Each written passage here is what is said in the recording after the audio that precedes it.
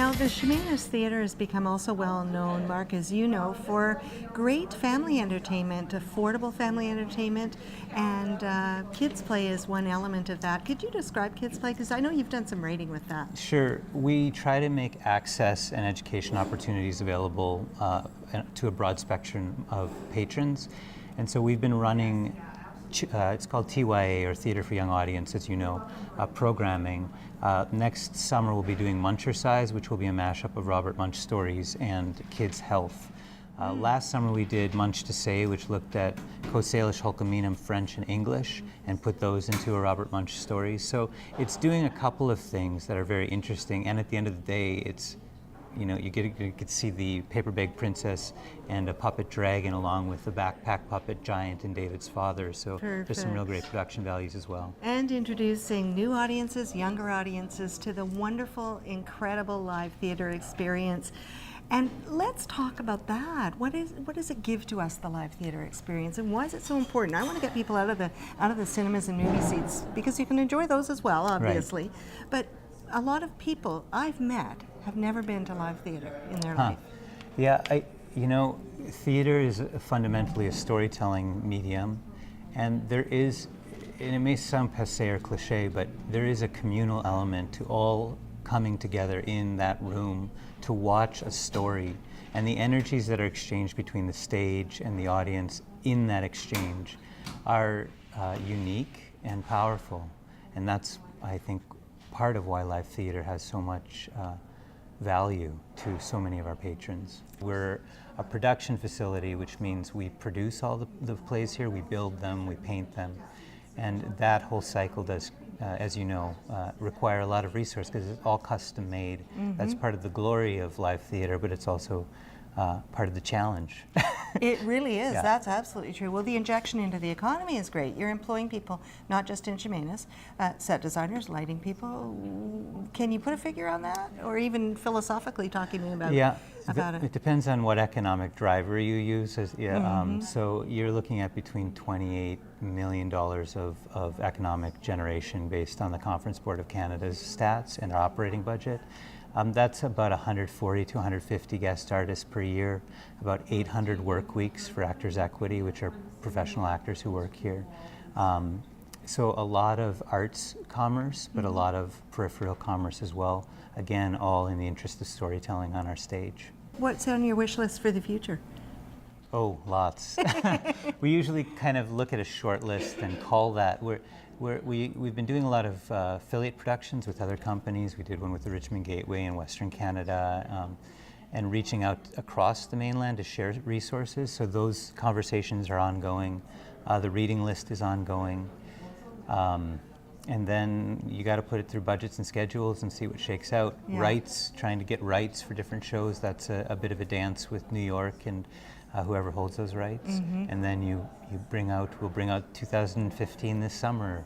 But we're in 2014 and just launching that, so we're real excited for what's on stage right now. Your background, you've got a lot going on. You always have had in theater. Seems like you came to the love of theater early, but you've done writing, you've definitely been on stage. Now you're artistic director. That's a really great breadth of experience. So what roles have you played on stage? Oh, what roles? I played the Dauphin in Henry V. I played Dolson in Mass Appeal. I got to do some dancing in My Fair Lady. Cool. I got to do, it's a long time ago, in Hello, Dolly.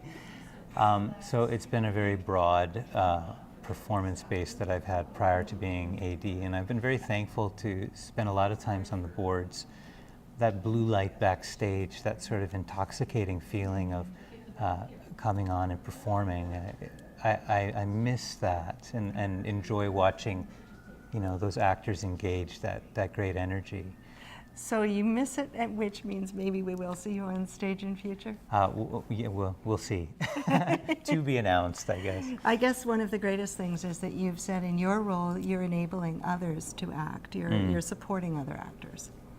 Well, yeah, arts administration is all about creating opportunities for your audience and for the actors that are coming, the designers that are coming. So if I do my job well, then hopefully they can do their job well too.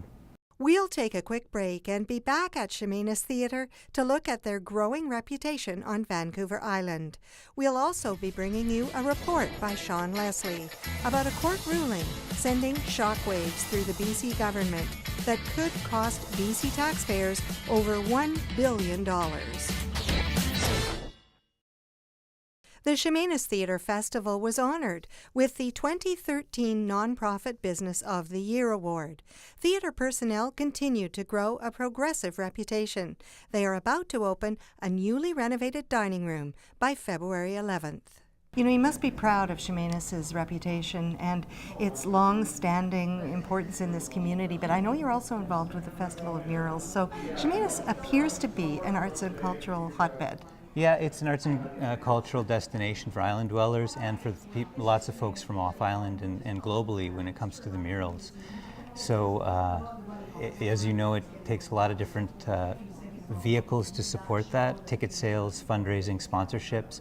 All of these are nonprofit societies that are here to support cultural enrichment in our communities.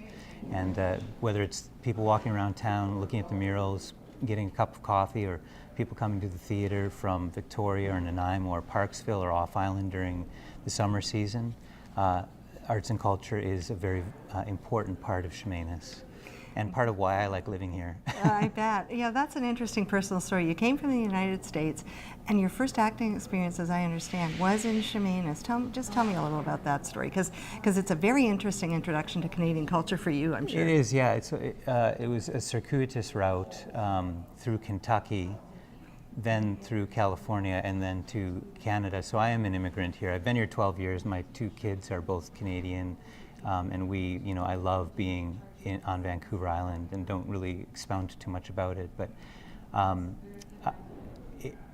coming here, it was kind of like coming to Shangri-La for me. I was like, there's a theater here and you can live here too. So I wanted to find a way to see if we could make that possible, and have done so for quite some time. I just think you had a blessed beginning, because your entry into Canada was a meeting with John Critch as well, on stage, correct? That's right. I played in Mass Appeal across from John, and he's a well-known Victoria actor and island staple, and as a young actor learned a lot from working across from him. And really enjoyed that experience. It was very moving and a deep play. I still have people who talk about it, even though it was 98 now. But a really wonderful thing to be able to work across from John. Now, people talk about the experience at the Chemainus Theatre as being wonderful because you can walk the small town. There are a lot of places to visit while you're in the small town. You can take a bus up from other parts of the island, and the dining experience is a big part of that. Now, I know you're going through quite a restoration and a facelift in the Playbill dining room, Yep. but it will be open, I'm biting my nails on your behalf, by February 11th, I'm told. That's right. We're on schedule and on budget so far. We haven't had a major overhaul in the dining rooms, which is separate from the theatre for those who haven't been here before, for a good long time, and so it was due, so you might hear the banging above us. Yeah. We've got big crown molding coming in. We've dropped the ceiling. We've created a little fireplace nook, so it's going to be a major overhaul, and should really enhance the patrons' experience when they come all that way from Victoria or from Parksville or locally to see the theatre here.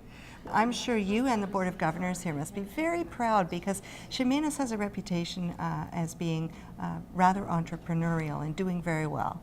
We're proud of the different ways we've been able to support the work on stage. We have a gallery, we have a dining room, that those funds go to support the work on stage, but we still are a nonprofit and look to sponsors and to government grants and all the other fundraising tools that are and other means to support the work on stage.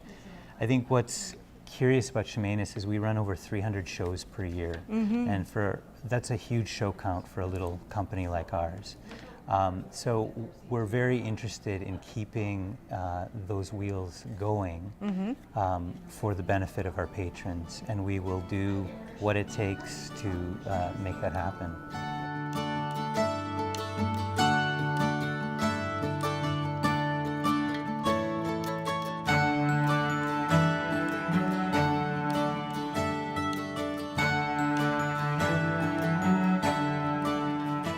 You'll enjoy creative arts, fresh food, and wonderful scenery in our next feature, produced by Nick Versteeg of the Cowichan Valley.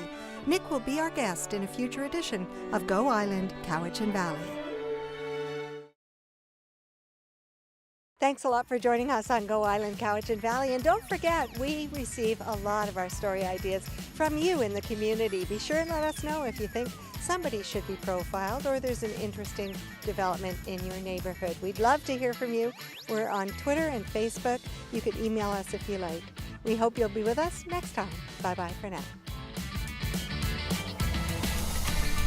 Go Island is brought to you by German Auto Import Network. Women's clothing provided by Tulip Noir. Casual designer fashions. Men's wardrobe by DG Bremner & Co. Menswear and accessories. Hair services provided by Salon J.